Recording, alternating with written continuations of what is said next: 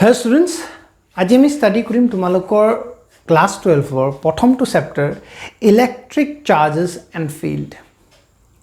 মই আগতে কৈ দিও যে যেতিয়া মই পঢ়াই যাম মই যিখিনি কথা লিখি থৈ যাম সেইখিনি তোমালোকে লিখি লবা, নিজৰ নোট বনোৱা অতিকে জৰুৰী। লগতে মই আগলৈকে চেষ্টা কৰিম মই তোমালোকক মোৰ নোটসমূহ PDF ফৰ্মেটত দিয়াৰ বাবে। তেতিয়ালৈকে যিখিনি কথা মই বৰ্ডত লিখি যাম, যিখিনি কথা মই কৈ যাম সেইখিনি পাৰিলে তোমালোকে লিখি লবা। আৰু এটা কথা কৈ লওঁ, মই এই যে ক্লাছসমূহ কৰিম এই ক্লাছসমূহত মই তোমালোকৰ বোৰ্ডছ আৰু যিখিনি তোমালোকে কম্পিটিটিভ এক্সাম দিয়া IIT, JEE বা মেডিকেল নীট এই সকলোবোৰৰ কাৰণে একেলগে চেপ্টাৰসমূহত পঢ়াই গৈ থাকিম। প্ৰথম যেটো chapter electric charges and field. Actually electric charge বা ইলেক্ট্ৰিচিটিৰ কথা ক'লে আমি ইয়াতে দুটা কথা পঢ়োঁ। প্ৰথম কথাটো হ'ল ইলেক্ট্ৰষ্টেটিক্স। ইলেক্ট্ৰষ্টেটিক্সত কি হয়, চাৰ্জটো ৰৈ থাকে, চাৰ্জটো মুভমেণ্ট নহয়, চাৰ্জটো মুভ কৰি নাথাকে, ৰৈ থাকে। আৰু এটা হ'ল ইলেক্ট্ৰডাইনামিক্স। ইলেক্ট্ৰডাইনামিক্সত কি হয়, চাৰ্জটো মুভ কৰি থাকে, যাৰ কাৰণে আমি ইলেক্ট্ৰিক কাৰেণ্ট পাওঁ, যাৰ কাৰণে আমি AC কথা পঢ়িম, অল্টাৰনেট কাৰেণ্টৰ কথা পঢ়িম, যাৰ কাৰণে আমি EMI কথা পঢ়িম, EMFৰ কথা পঢ়িম, এনেকুৱা ধৰণৰ কথাবিলাক পঢ়িম। বাট আজি যেটো চেপ্টাৰ এই চেপ্টাৰটো হ'ল আমাৰ ইলেক্ট্ৰষ্টেটিক্সৰ চেপ্টাৰ। কাৰণ এই চেপ্টাৰটোত আমি চাৰ্জৰ কথা ক'ম, মুভ কৰি থকা চাৰ্জ নহয়, ৰৈ থকা চাৰ্জৰ কথা ক'ম। আমি যদি চাৰ্জ বুলি কওঁ, প্ৰথমতে আমি যদি চাৰ্জ কি হয় এই কথাটো যদি জানো, প্ৰথমতে আমি নৰ্মেলি যিহেতু আমি ক্লাছ 10তো কাৰেণ্টৰ কথা পঢ়িছোঁ, তো চাৰ্জ কি হয়, চাৰ্জ যিকোনো এটা মেটাৰৰ ভিতৰৰ এটা প্ৰপাৰ্টি হয়। আমি জানো আমাৰ মেটাৰবিলাক কি হয়, এটমেৰে বনা হয়। আৰু এটম এটাত কি থাকে আমি তাকো জানো। এটম এটাত পজিটিভ চাৰ্জ থাকে, নিগেটিভ চাৰ্জ থাকে। আৰু যিকোনো কাৰণতে ধৰি লওঁ মই বুজাই দি আছোঁ, ধৰি লোৱা যিকোনো এটা বস্তু এটম, এইটো এটম, এইটো তাৰ নিউক্লিয়াছ, এইটো তাৰ নিউক্লিয়াছ। আৰু আমি জানো এনেকৈ ইলেক্ট্ৰনবিলাক থাকে, প্ৰথম চেলত দুটা থাকে, তাৰপিছত এনেকৈ মেক্সিমাম 8টালৈকে থাকিব পাৰে, এইখিনি কথা তোমালোকে জানা। ধৰি ল'লোঁ এইটো কিবা এটা মেটেৰিয়েলৰ এটম হয় য'ত তোমাৰ 10টা ইলেক্ট্ৰন আছে। 10টা ইলেক্ট্ৰন আছে মানে 10টা নিগেটিভ চাৰ্জ আছে। আৰু আমি জানো যিমান ইলেক্ট্ৰন থাকে সিমানেই প্ৰটন থাকে, মানে 10টা পজিটিভ চাৰ্জো আছে, প্ৰটনো আছে। অভাৰঅল ডেট ইজ অভাৰঅল যদি আমি চাওঁ ইট ইজ নিউট্ৰেল, অভাৰঅলি নিউট্ৰেল হৈ আছে। নৰ্মেলি আমাৰ ছাপ'জ ধৰি লোৱা এই পেনটোৱে, ইয়াৰে যিবিলাক তোমাৰ কি হয় আমাৰ এটম আছে এই পেনটো বনোৱাৰ কাৰণে, সেই এটমবিলাকত যিমানটা ইলেক্ট্ৰন আছে সিমানটা প্ৰটন আছে, সেইকাৰণে এইটো একো চাৰ্জ বডি নহয়। ধৰি লোৱা আন এটা কিবা এটা আছে, আন এটা কিবা এটা তোমাৰ এটা কিবা বস্তু আছে য'ত তোমাৰ এগেইন এনেকৈ এটম এটা আছে। আৰু এই এটমটোত ধৰি ল'লোঁ 2 4 6 8 2 টোটেল 12টা ইলেক্ট্ৰন আছে আৰু তাৰ কাৰণে 12টা প্ৰটনো থাকিব। ইয়ো অভাৰঅল কি হৈছে, নিউট্ৰেল হৈ আছে। এতিয়া এই চাৰ্জবিলাক এই নিগেটিভ চাৰ্জ হওক বা ইয়াতে পজিটিভ চাৰ্জ হওক, এইটো তাৰ ভিতৰুৱা বস্তু, এইটো তাৰ ভিতৰুৱা বস্তু। বাট এতিয়া ধৰি লোৱা যে মই দুটা বস্তু কি কৰি দিলোঁ, ৰাব কৰি দিলোঁ, এনেকৈ ৰাব কৰি দিলোঁ। আৰু ৰাব কৰাৰ ফলত কি হ'ল, কিছু ইলেক্ট্ৰন ট্ৰান্সফাৰ হৈ গ'ল, এটাৰ পৰা এটালৈকে গুচি গ'ল। ধৰি ল'লোঁ যে ইয়াতে যে 10টা ইলেক্ট্ৰন আছিল, ইয়াৰ পৰা 2টা ইলেক্ট্ৰন ওলাই গ'ল, ইয়াতে ইলেক্ট্ৰন 2টা গুচি গ'ল, আৰু ইলেক্ট্ৰন 2টা ইয়াতে আহি গ'ল। এতিয়া কি হ'ব, ইয়াতে ইলেক্ট্ৰনৰ সংখ্যা 14টা হ'ব, বাট প্ৰটনৰ সংখ্যাটো 12টাই থাকিব, মানে ই টোটেলি নিগেটিভলি চাৰ্জ হ'ব, নিগেটিভ চাৰ্জ হ'ব। আৰু নিগেটিভ চাৰ্জ কিমান হ'ব, -2। ঠিক তেনেদৰে ইয়াৰ পৰা 2টা ওলাই গ'ল, যেতিয়া ইয়াতে ইলেক্ট্ৰন হ'ল 8টা আৰু প্ৰটন হ'ল 10টা, মানে ই পজিটিভলি চাৰ্জ হ'ব, আৰু ইয়াৰ চাৰ্জ কিমান হ'ব, +2। এইটোৱে হ'ল চাৰ্জ। চাৰ্জ ক'ত থাকে, আমাৰ বস্তুবিলাকৰ ভিতৰতে থাকে। এইখিনি কথা তোমালোকে আগতেও ক্লাছ 10তে হয়তো পাইছা। এতিয়া যদি আমি কথা ক'ব যাওঁ এই চেপ্টাৰটোৰ, তো এই চেপ্টাৰটোত আমি প্ৰথমতে কাৰ কথা ক'ম, চাৰ্জৰ কথা ক'ম। মই কি ক'লোঁ, চাৰ্জ কি বুলি কওঁ ইনহেৰিটেণ্ট প্ৰপাৰ্টি বুলি কোৱা বা ইনবিল্ট প্ৰপাৰ্টি অফ মেটাৰ বুলি কোৱা ইনবিল্ট প্ৰপাৰ্টি অফ মেটাৰ বুলিও ক'ব পাৰা ই যেতিয়াৰ পৰা জন্ম হৈছে তাত সেই প্ৰপাৰ্টিটো আছে আৰু চাৰ্জক আমি কিহেৰে চিম্বলাইজ কৰোঁ চাৰ্জক আমি কিহেৰে দেখাওঁ চাৰ্জক আমি দেখাওঁ কিউৰে টোটেল চাৰ্জক আমি কিউৰে কওঁ আৰু যদি কিবা স্মল চাৰ্জৰ কথা কোৱা হয় স্মল চাৰ্জক আমি স্মল কিউৰে ডিফাইন কৰোঁ ঠিক আছে ইয়ালৈকে এতিয়া এই চাৰ্জৰ যদি SI ইউনিটৰ কথা কওঁ সেইটোও তোমালোকে জানা SI ইউনিট কি হয় চাৰ্জৰ SI ইউনিট হয় কুলম যেটোক আমি কিহেৰে ডিনোট কৰোঁ C ৰে ডিনোট কৰোঁ হয় তো লিখি দিছোঁ বাৰু যেটোক আমি C ৰে ডিনোট কৰোঁ চাৰ্জ কি হয় চাৰ্জ মেটাৰ এটাৰ ভিতৰত থকা প্ৰপাৰ্টি এটা হয় আৰু ইয়াক আমি কিউৰে ডিনোট কৰোঁ টোটেল চাৰ্জ কিউৰে ডিনোট কৰোঁ আৰু এটা স্মল চাৰ্জক আমি স্মল কিউৰে ডিনোট কৰোঁ ইয়াৰ SI ইউনিট হ'ল কিউ আৰু চাৰ্জবিলাক কেনেকুৱা ধৰণৰ হ'ব পাৰে ইয়াৰ যদি টাইপৰ কথা কওঁ ইয়াৰ টাইপৰ যদি কথা কওঁ ই কি হ'ব পাৰে হয় পজিটিভ হ'ব পাৰে নহ'লে নিগেটিভ হ'ব পাৰে ঠিক আছে এইখিনিলৈকে মোৰ মতে তোমালোকে বুজি পাইছা এটা নেক্সট যিটো কথা আহিল আমাৰ সেই কথাটো মন ৰাখা যে যদি চাৰ্জ আছে ধৰি ল'লোঁ এই পেনটো নিগেটিভলি চাৰ্জ হৈ গৈছে মানে ইয়াতে ক'ৰবাৰ পৰা ইলেক্ট্ৰন আহিছে ইলেক্ট্ৰনৰতো অবভিয়াছলি মাছ থাকিব কম হ'ব কিন্তু মাছটো থাকিব অবভিয়াছলি ইলেক্ট্ৰন আহিছে ইলেক্ট্ৰনৰ অকণমান মাছ আছে মানে ইয়াৰ আগতকৈ অলপ হ'লেও মাছ বাঢ়িলে হয় মানে য'ত চাৰ্জ আছে তাত মাছো আছে হয় আছে নহ'লে গৈছে চাৰ্জ আৰু মাছ দুটা এইটোৰ লগত কি হয় লিংকড হৈ আছে আমি যদি ক'ব যাওঁ আমি ক'ম charge always comes with mass মই ইয়াতে লিখি দিছোঁ charge always comes with mass charge কি হৈছে সদায় মাছৰ লগতে ৰিলেট হৈ থাকিব যদি নিগেটিভ চাৰ্জ ইয়াতে আহি গৈছে দ্যাট ইজ ইয়াতে মাছ এড হৈ গৈছে যদি ইয়াৰ পৰা ইলেক্ট্ৰন ওলাই গৈছে ইয়াতে পজিটিভ চাৰ্জ হৈ গ'ল ইয়াতে ইলেক্ট্ৰন ওলাই গৈছিলে পজিটিভ চাৰ্জ হৈছিলে মানে তাৰ পৰা মাছ কমি গৈছে ইয়াতে ইলেক্ট্ৰন আহি গৈছে মানে ইয়াতে মাছ এড হৈ গৈছে বাট এতিয়া চাৰ্জ আৰু মাছৰ মাজত আমি যদি ক'ব যাওঁ অকণমান ডিফাৰেঞ্চ এটা আছে বা আমি চিমিলাৰিটি ডিফাৰেঞ্চ ক'ম বাৰু যদি চাৰ্জ আৰু মাছৰ ক্ষেত্ৰত কওঁ এইটো চাৰ্জ এইটো মাছ চাৰ্জ সদায় কি হ'ব পজিটিভ হ'ব বা নিগেটিভ হ'ব বাট মাছ সদায় পজিটিভে হ'ব মাছ সদায় positive quantity it is quantity it is quantity ই সদায় পজিটিভ কোৱান্টিটি হ'ব মানে 2 4 6 8 10 পজিটিভ আমিতো এনেকুৱা নকওঁ মোৰ যদি ওজন সুধিছে মোৰ ওজন মই -37 কেজিটো নকওঁ হয় তো অবভিয়াছলি -37 কেজি এতিয়া বৰ্তমান চলি আছে ন মোৰ ওজন 37 কেজি তো যি কি নহওক তো -37 বুলিতো নকয় কোনেও হয়তো তো এই পেনটোৰ ওজন যদি মই কম নেকি এনেকৈ যে ইয়াৰ ওজনটো -2 গ্ৰাম নকওঁ মই এইটো positive quantity it is positive always positive but charge কি হ'ব পাৰে পজিটিভ হ'ব পাৰে বা নিগেটিভ হ'ব পাৰে এতিয়া লগতে এটা কথা মনত ৰাখা এই কথাটো তোমালোকৰ যিবিলাক কম্পিটিটিভ এক্সাম দিবা তাৰ কাৰণে জৰুৰী চাৰ্জ কি হয় চাৰ্জ ইণ্ডিপেণ্ডেণ্ট অফ স্পীড হয় charge is independent of speed হয় বাট মাছ কি হয় মাছ ডিপেণ্ড অন স্পীড হয় মই তোমালোকক এটা ফৰ্মুলা লিখি দিওঁ m is equal to m naught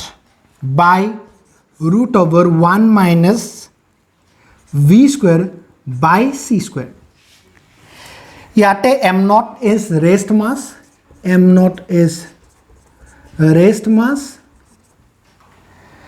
m is mass of the body m is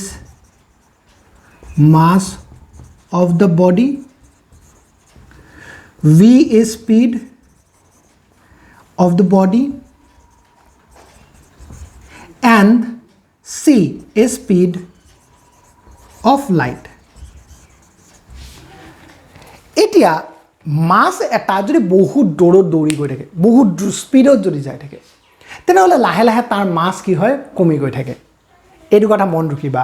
m is equal to m naught by 1 root over 1 minus b square by c square। ইয়াতে m naught কি হয় তাৰ rest মাছ, মানে normally মই এতিয়া ৰেষ্টত আছোঁ, মোৰ যিমান মাছ সেইটো কি হ'ব, সেইটো divided by 1 minus root over v square by c square। v square কি হয় সেই বডিটো কিমান জোৰত গৈ আছে by c square means the speed of light।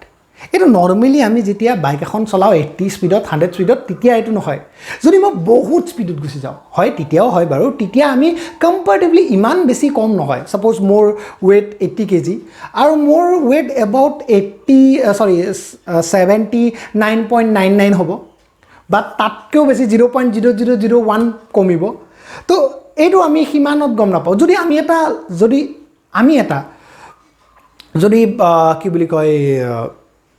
Speed, আমি এটা স্পীড যদি একদম লাইটৰ স্পীডৰ কাষত যাব পাৰোঁ, বা বহুত যদি স্পীডত গুচি যাব পাৰোঁ, চাউণ্ডৰ স্পীডত যদি গুচি যাব পাৰোঁ, তেনেহ'লে লাহে লাহে আমাৰ মাছটো কি হোৱা হয় কম হোৱা আৰম্ভ কৰে। কিন্তু আমাৰ চাৰ্জবিলাকত এনেকুৱা ধৰণৰ একো কথা আমি দেখি নাপাওঁ। ইয়ালৈকে তোমালোকৰ মোৰ মতে প্ৰব্লেম একো থাকিব নালাগে। নেক্সট যদি আমি কওঁ এই চাৰ্জসমূহৰ কথা, এই চাৰ্জসমূহৰ কিছুমান প্ৰপাৰ্টি আছে। মই বোৰ্ডখন মুচি লওঁ, তাৰপিছত তোমালোকক কৈ দি আছোঁ। তেতিয়ালৈকে তোমালোকে যদি লিখি ল'ব খোজা, ইয়াৰ পৰা যিখিনি বুজিছা তো তোমালোকে কপি কৰি ল'ব পাৰা। এতিয়া যদি আমি নেক্সট আমি ক'ম চাৰ্জৰ কিছু প্ৰপাৰ্টিৰ কথা। চাৰ্জৰ প্ৰপাৰ্টিৰ ভিতৰত প্ৰথম যিটো প্ৰপাৰ্টি সেইটো হ'ল কনজাৰভেশ্যন অফ চাৰ্জ। প্ৰথমটো হ'ল আমাৰ কি কনজাৰভেশ্যন অফ চাৰ্জ। চাৰ্জ কি হয় সদায় কনজাৰ্ভড হৈ থাকিব। মই অলপ আগতে এক্সাম্পল এটা দিলোঁ যে ইয়াৰ পৰা দুটা ইলেক্ট্ৰন তাত গুচি গ'ল, আৰু যে আমি অভাৰঅল যদি চাওঁ টোটেল ছাপ'জ ক'ৰবাৰ পৰা ক'ৰবাত চাৰ্জ গুচি গ'ল, বাট অভাৰঅল সেই ছিষ্টেমটোত কি থাকিব চাৰ্জ সদায় চেঞ্জ থাকিব। ইয়াতে তোমালোকে লিখিব পাৰা charge can neither be created nor be destroyed but can only be transferred. Charge can neither be created nor be destroyed, but it can only transfer। ইয়াক আমি কি কৰিব পাৰোঁ অনলি ট্ৰান্সফাৰ কৰিব পাৰোঁ। যদি হেণ্ডৰাইটিং চিনি পোৱা নাই মোক কমেণ্টত ক'বা, মই নেক্সট টাইমৰ পৰা হেণ্ডৰাইটিংটো অলপ ইম্প্ৰুভ কৰাৰ চেষ্টা কৰিম। এতিয়া কি কৈছে আমাৰ কৈছে charge can neither be created nor be destroyed in a system but it can only transferred. আমি কি কৰিব পাৰোঁ এটাৰ পৰা এটালৈকে ট্ৰান্সফাৰ্ড কৰিব পাৰোঁ। আমি ছাপ'জ মই দুটা পেন লৈছোঁ, দুটাক ৰাব কৰিছোঁ, এটাৰ পৰা এটালৈকে চাৰ্জ যাব, বাট অভাৰঅল যদি দুটাক একেলগে চাওঁ অভাৰঅল ছেইম। এটা ছিষ্টেমত যদি আমি ছাপ'জ ধৰি ল'লোঁ এক্সাম্পল এটা দি দিওঁ। এক্সাম্পলটো ধৰি লোৱা ইয়াতে কিবা এটা বক্স আছে য'ত ইয়াতে +2 চাৰ্জ আছে, +2 কুলম চাৰ্জ আছে, তাৰপিছত +3 কুলম চাৰ্জ আছে, -2 কুলম চাৰ্জ আছে। হয়, ইয়াতে যদি অভাৰঅল আমি চাওঁ, অভাৰঅল আমি কিমান দেখিম 3 + 2 it is 5, 5 - 2 it is 3 coulomb. এটা যদি অভাৰঅল আমি চাওঁ ইয়াতে ধৰি লোৱা কোনোবাটোত বোলে এনেকুৱা হয়, এইটো অলপ পিছত বোলে এনেকুৱা হৈ গ'ল, অলপ পিছত এটা হৈ গ'ল 4 কুলম, এটা হৈ গ'ল +1 কুলম,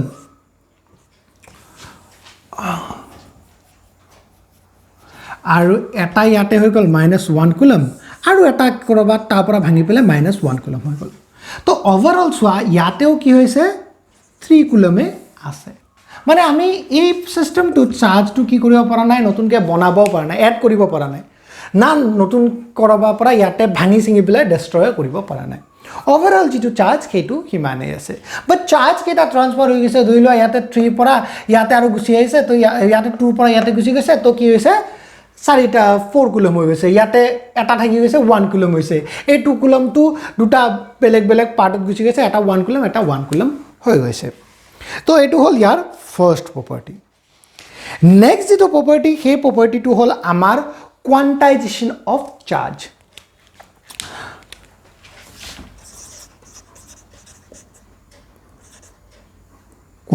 এক সেকেন্ড মই ti quantization of charge quantization of charge কি হয় যদি ধৰি লোৱা আমি ধৰি ললো যে এটা যিকোনো এটা প্ৰডাক্ট আছে যিকোনো এটা প্ৰডাক্ট তাৰ তাত 1 কুলমকে চাৰ্জ আছে ধৰি লোৱা এই পেনটোত 1 কুলমকে চাৰ্জ আছে মই যদি এনেকুৱাকে 10টা পেন লগ লগাই দিওঁ তেনেহলে কিমান হ'ব 10 * 1 কুলম দ্যাট ইজ 10 কুলম হ'ব ধৰি লোৱা আৰু এটা কিবা বেলেগ বস্তু আছে তাত সাপোজ ধৰি লোৱা 5 কুলমকে চাৰ্জ আছিলে আৰু তাতো মই হেনেকুৱা প্ৰডাক্ট হেনেকুৱা 10টা প্ৰডাক্ট লৈছো তেনেহলে 10 * 5c হ'ব দ্যাট ইজ কিমান হ'ব 50c কুলম পাম হয় এটা ইলেক্ট্ৰনত আমাৰ কিমান চাৰ্জ থাকে এইটো আমি জনাম বাৰু কৈ আছো অলপ পিছতে তো এটা ইলেক্ট্ৰনত যিমান চাৰ্জ থাকে 10টা ইলেক্ট্ৰনত * 10 হ'ব বুজি পাইছে হয়তো দ্যাট ইজ যদি আমি কব যাও quantization of charge তোমালোকে যদি বুকত চোৱা তোমালোকে এই ফৰ্মুলাটো লিখিবা NQ হয় the total charge in a system is equal to the sum of the charges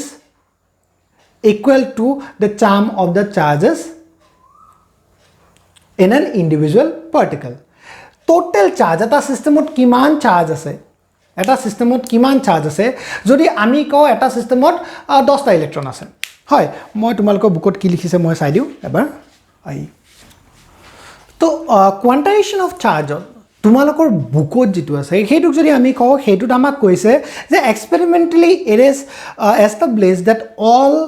free electron are integral multiple of the basic unit of charge denoted by E thus charge Q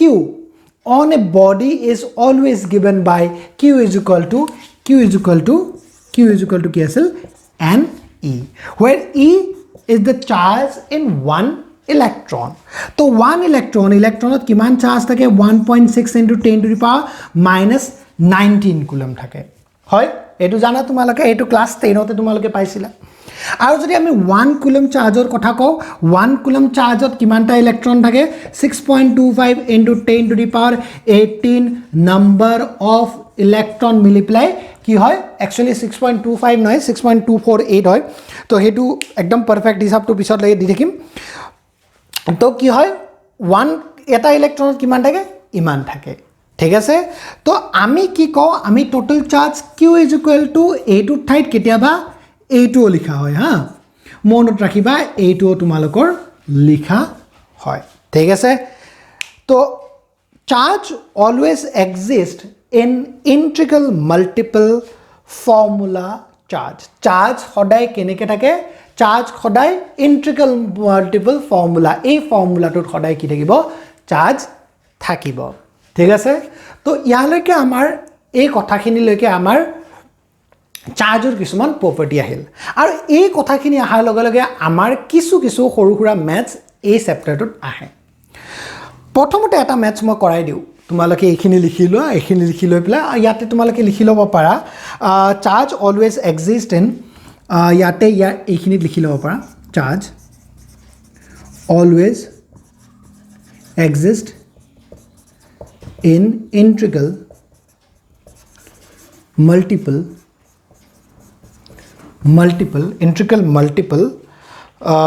of fundamental charge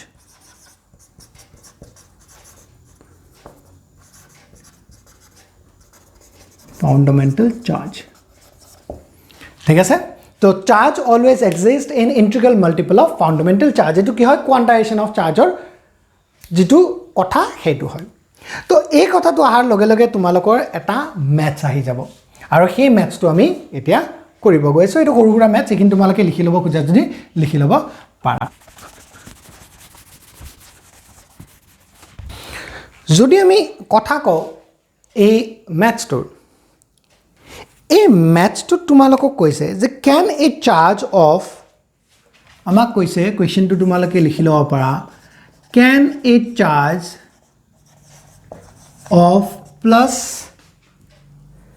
8 into 10 to the power minus 18 8 into 10 to the power minus 18 coulomb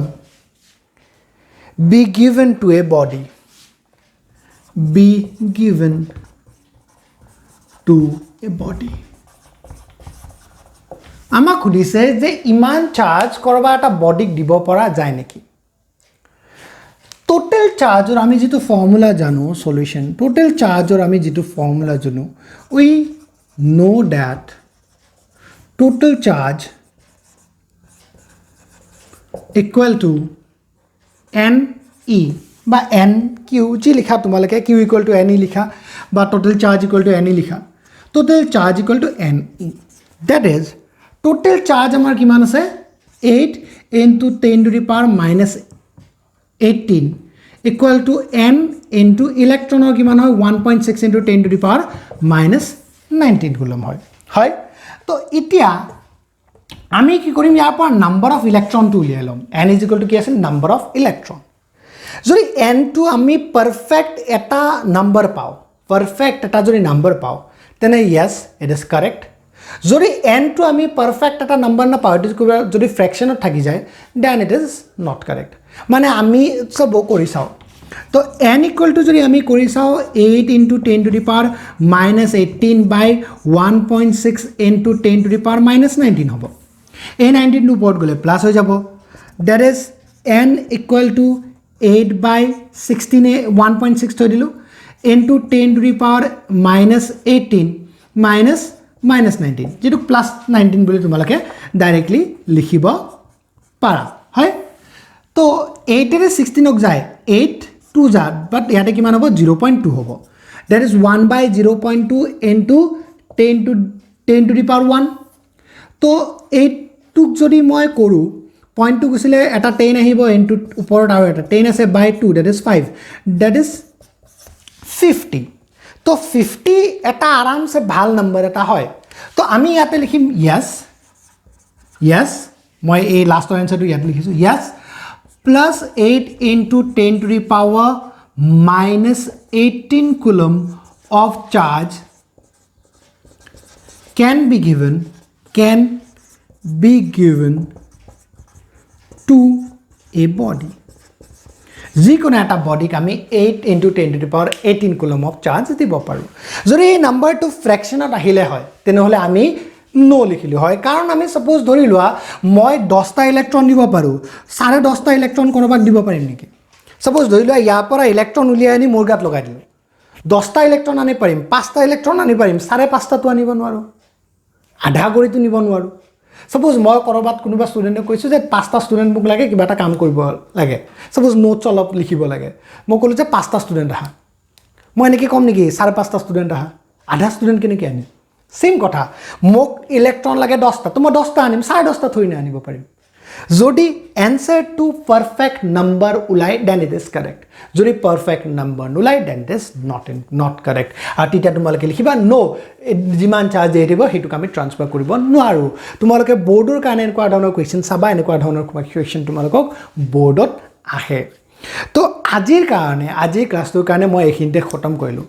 next আমি এই চাৰ্জৰ আৰু বেলেগ বেলেগ ধৰণৰ কথা যেনেকৈ আমি কেনেকৈ এটা বডিক চাৰ্জ কৰিব পাৰো বা হেনেকুৱা ধৰণৰ কথাসমূহ পাতি যাম তো আশা কৰিলো আজি ক্লাছটো যিখিনি মই বুজালো এইখিনি তোমালকে বুজি পাইছা কিবা যদি অসুবিধা আছে কমেন্টত মোক জনাবা লগতে তোমালকক মই সদায় কোৱেশ্চনছ হওক বা নোটছ হওক মোৰ ফেসবুক পেজটো দিয়াৰ চেষ্টা কৰো লিংক তলত মই যেটো আমাৰ ডেসক্ৰিপশন তাত মই মোৰ ফেসবুক পেজটো লিংক দি দিম তোমালকে গৈ প্লাই সেই পেজটো যাব পাৰা আৰু তাত তোমালকে সদায় তোমালকৰ বোৰ্ডৰ আইআইটিৰ কাৰণে ইম্পৰ্টেন্ট কোৱেশ্চন সমূহ পাই থাকিবা